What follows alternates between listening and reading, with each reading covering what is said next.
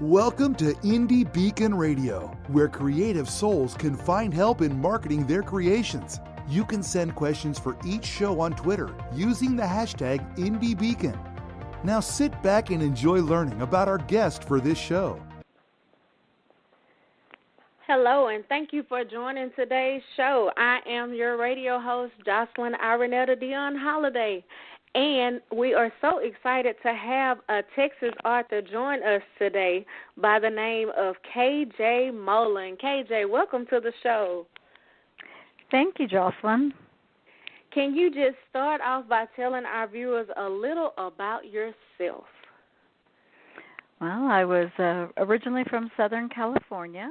Lived there till I was in about second grade. Then we journeyed our way up into the Kenai Peninsula in Alaska, and from there we moved to Hawaii, and then to Texas finally when I was about 17, and I've been here ever since. I've been here about, I guess about 40 years or 30 years now, and I love Texas and probably will be here till I die, but, and let's see, I've written all my life.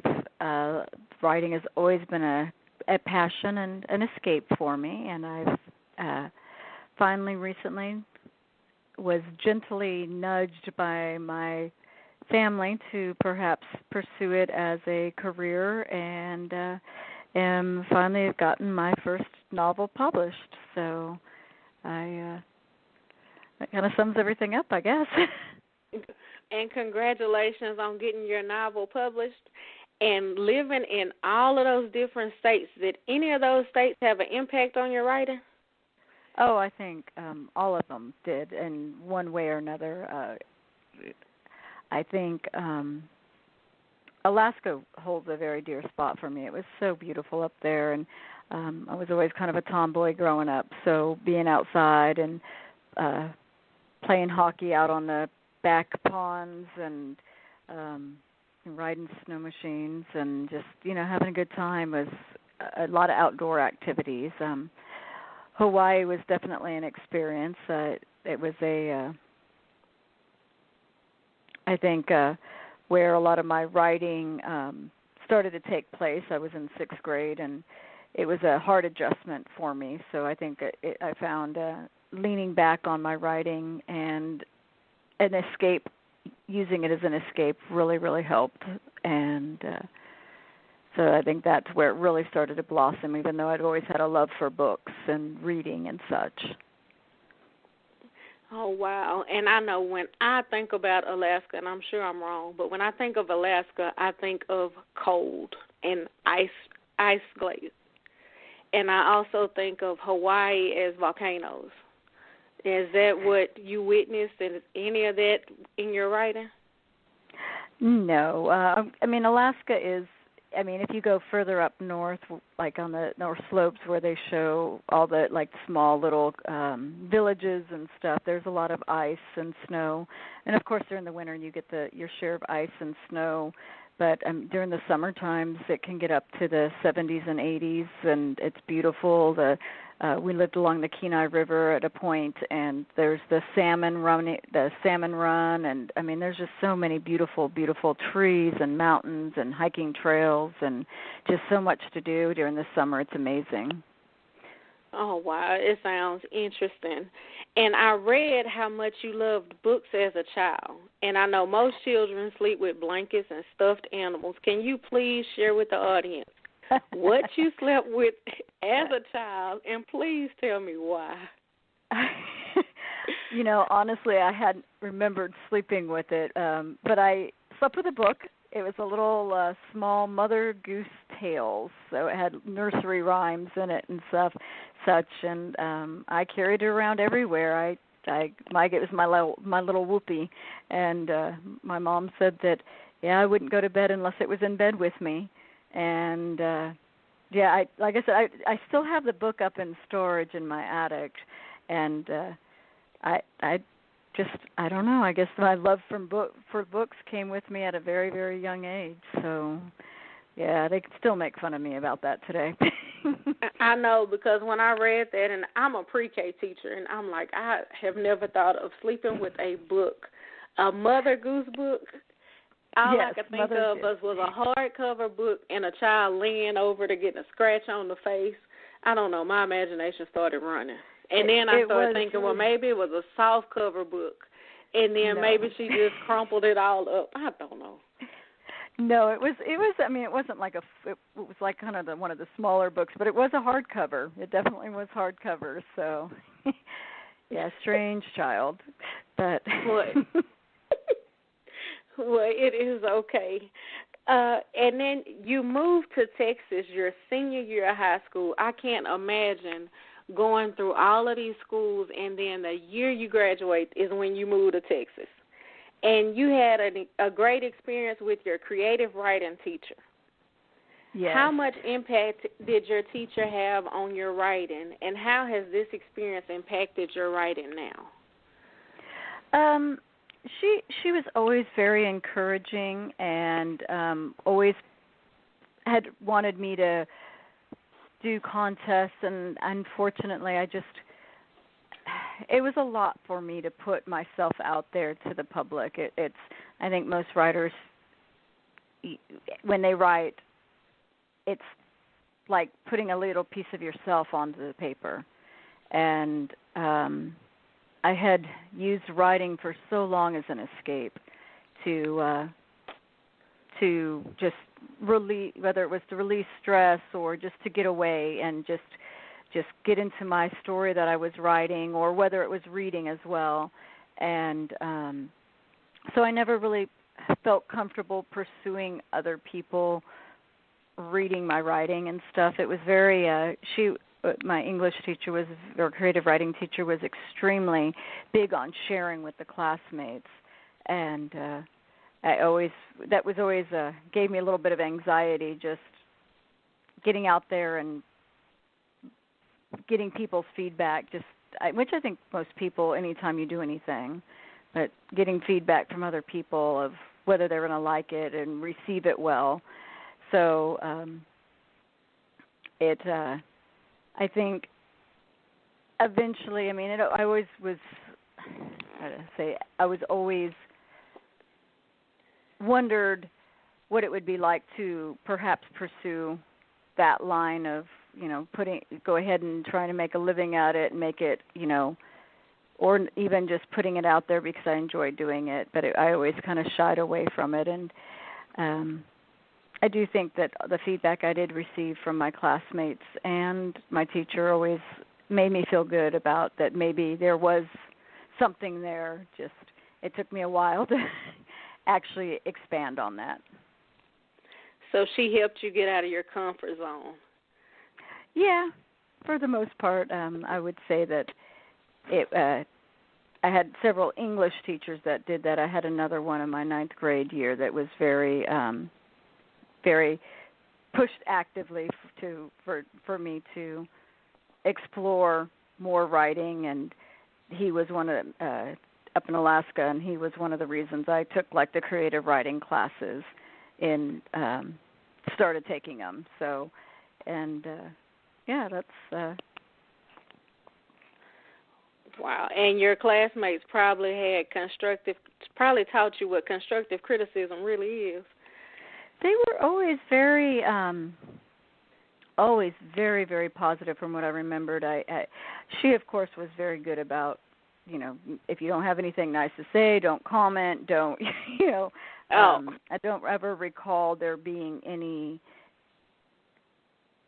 everyone was very open and, oh, that was great, and questioning about where the stories were going or where the writing was going. So I did have one of my old high school classmates reach out to me recently and had said that she had fond memories of the creative writing class and how she had always felt so does she feeling the same way, just kind of inadequate when you heard other people's writing. So it was kind of nice to hear that other people were as insecure as I was when it came to the whole creative writing process and sharing it with somebody. So I didn't feel so out of, like a sore thumb.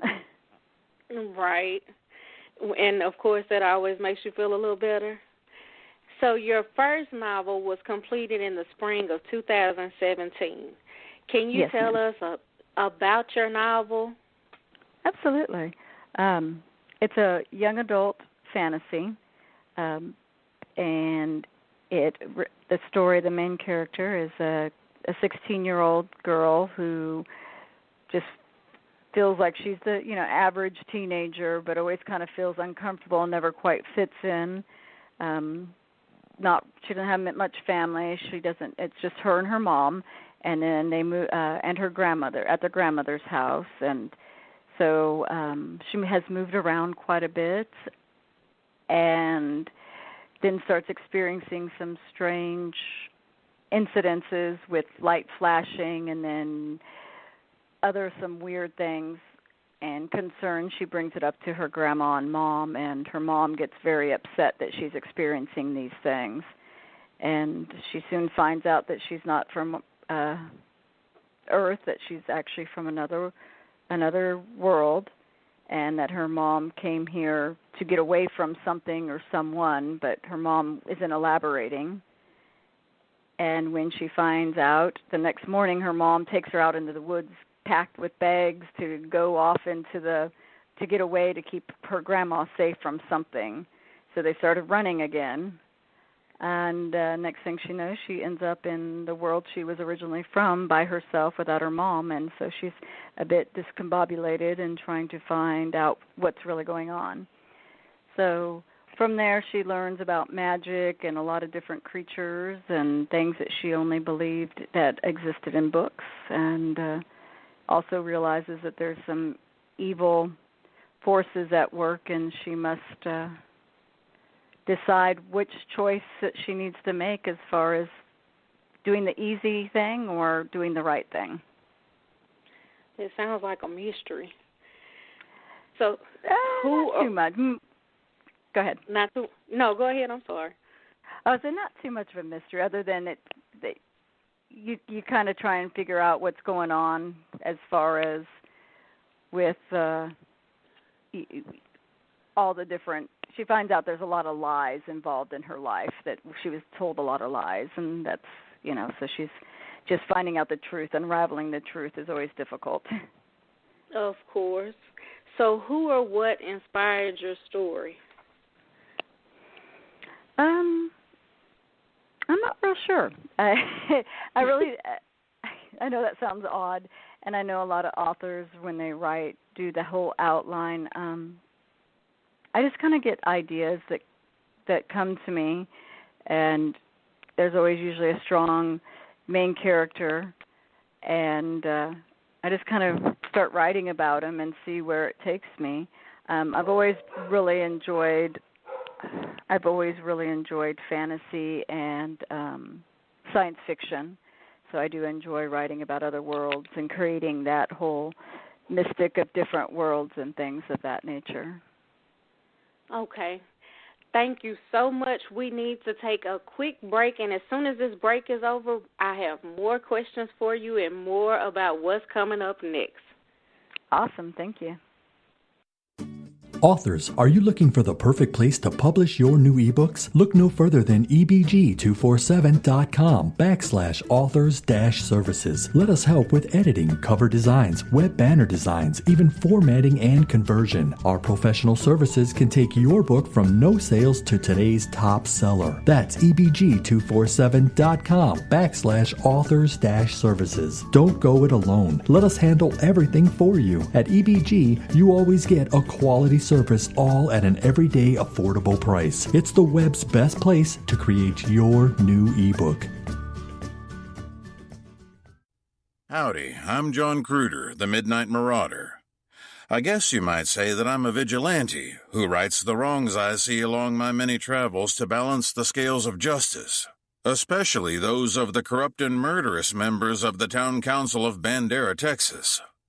You can follow my many adventures in a series of Midnight Marauder books written by Roy Clinton on Amazon.com and TopWesterns.com. Or, if you prefer, listen to my adventures in audiobook form by downloading them from Audible.com or iTunes. This is R. William James, the voice of the Midnight Marauder.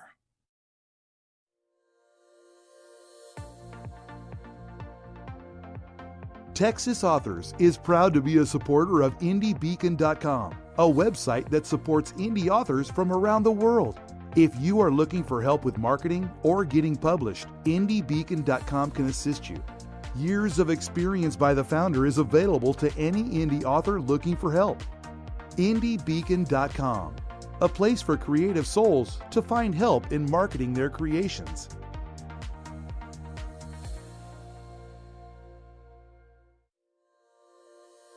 Hello, Texas authors. My name is Randy James, coming to you from my Carrollton recording studio, where I spend time writing and producing commercials for my radio endorsement clients, as well as my private freelance clients. I'd like the opportunity to help you sell more books with a commercial like this and get listeners of Dear Texas Radio excited about your title, all at a special introductory price, available to members of the Texas Association of Authors. Call or text 214-762-1942. That's 214-762-1942.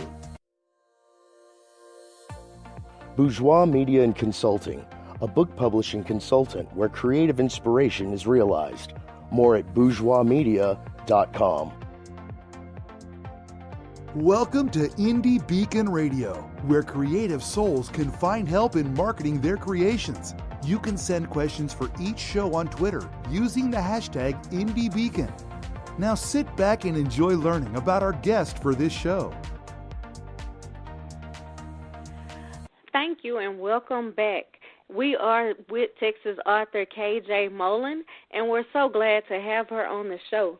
We've already talked about your book, and I know from reading you have 14 publishing companies that were interested in your manuscript. Is that correct?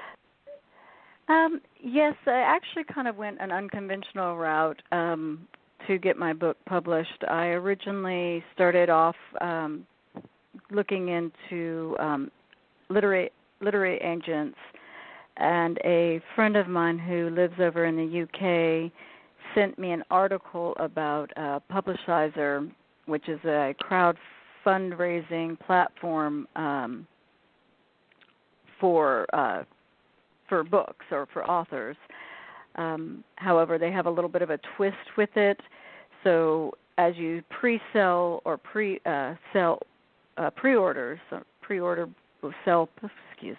pre-orders for your book, each pre-order gets you closer to a certain goal, and they have a list of different publishing companies that they partnered with, and with each milestone they would query so many publishers. And with the pre-sale, I sold 250 plus copies for pre-orders for my first book, and I was queried to, I don't even offhand know the number, maybe over 75 publishing companies, and out of that I had 14 respond, from self-publishing companies all the way up to traditional publishers. So I was kind of had a wide variety of things I could pick from, companies to pick from, and what kind of company to choose that I wanted to do, whether I wanted to do full self-publishing, a hybrid, or a traditional publisher. So it was kind of a neat process, a bit overwhelming by far, but definitely a neat process. But I bet it was a good overwhelming, because a lot of authors can't even get one publishing company versus 14. That is true. It is. I still say this. I thought finishing the novel was the hard part. I always go, okay, once it's done. But as an artistic person dealing with, there's so much involved with just the whole complete editing process, more so than what I had already done, and then the publishing process and all the just little things. Marketing and dealing with the publicist and the marketing agent and everything, like it's a lot. It's hindsight's 20/20. So if you look back and go, oh yeah, I probably should have done that. But right. I mean, I'll know better for the next one, and I'm sure when I do that one, it'll be again, you just live and learn, and that's all you can really do. But the second one is always easier because you already learned from your first book experiences, right? I hope so. Well, you know what to expect for your second one, maybe so. Yes, definitely more of an expectation is level you have. I don't know, I think you, in the back, at least in the back of my mind, you think, oh, okay, the easy part's done with the book being written. Now I'm just going to sit back and obviously if I was Stephen King or J.K. Rowling or, C.S. Lewis or someone like that, I got a name for me. I don't have to do much more after I write the novel. Right. But there is so much more involved with being involved on your social media accounts and book signings and making sure you're getting your just name and involvement into the book community. There's a lot. Sometimes, like I said, it becomes to the point where I'm just like, oh, wow, geez. Exactly. I know if you're not in the book industry, you would never know what it takes behind the scenes. It's a lot. So do you have any upcoming books or any books in the making right now? I am in the process of the telling is a part of a saga, so I am on book 2, working on book 2. Hopefully to be finished with it by the end of fall and start the whole process all over again, and hoping it goes a little quicker this time just because I kind of have a time frame in my mind what I need to work, what I need to do on my behalf to make sure it goes as quickly as possible and no tie-ups from my end of the spectrum. Right. So where can we find your books? You can go on my publisher's website at Mascot Books. It is listed under their bookstore. Also on Amazon, it is also listed. There's on my Facebook page, there's a link to Amazon as well as my website, which is k-j-moullen.com. There's also a link. That one goes to my publisher's site. So, and I do believe, actually, they're also on Barnes & Noble. You can purchase it. It is also in digital form on Apple Books and also on Amazon. Okay. And do you have any advice for any of our listeners if someone is interested or wanting to be a writer? Just perseverance. There's a lot of naysayers out there. There's a lot of naysayers, but because of course when people say, "Oh, I'm a writer" or "I'm an author," and then everyone knows you're still working somewhere else most likely because the first book or two you're still trying to get your name out there, but don't give up and don't get discouraged. One day at a time. Finish the novel. Get it done. It's so easy to put it back on the back burner. I did that with my first one for 10 years. I wrote about 100 pages and then just stopped writing because it was just not something I thought was going to ever come to fruition. But luckily my mom and my dad and my aunt were very persistent and nagging and until I finally got off my butt and decided to finish the book, and I can't tell them how much gratitude I have that they did that for me. I mean, it meant the world to me that they had that much faith in me. So I just believe in yourself and don't get down, don't take the no's. And I think every author is going to say that just don't. The rejections are going to be there. Just because one company doesn't think it's the right fit for them doesn't mean that there's not 15 other ones out there that might like it. And edit. It doesn't matter how many times that I just edit. There's nothing worse than picking up a book that the storyline's good, the characters are great, but the spelling and the grammar's horrible. So one of my things. So. And that is true. There will be a lot of negativity, but there's always more positive than there is negative. By Do you far. have any upcoming events that you would like to share with our audience? I am doing a book signing at Half Price Books in Frisco on August 18th from 2 to 4. And then also having a table at McKinney's Book Festival on September 22nd, and that is from 9 to 2 in McKinney. And would you like to leave your contact information, your email, your Twitter, Facebook, or anything? Sure. You can, would love for followers or like my page at k-j-moullen on Facebook, and then on my Twitter page is at k-j-moullen.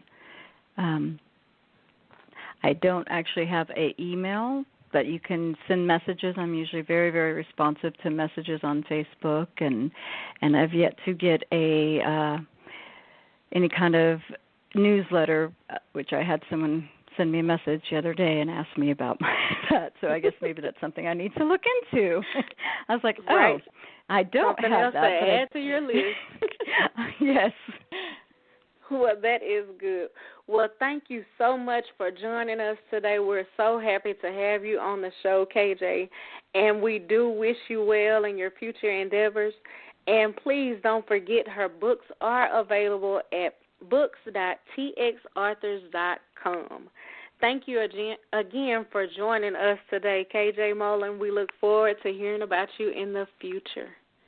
Thank you so much, Jocelyn. Welcome to Indie Beacon Radio, where creative souls can find help in marketing their creations. You can send more about each show on Twitter, using the hashtag Indie Beacon, or to advertise on our show. Now sit back and enjoy learning about our guest for this show.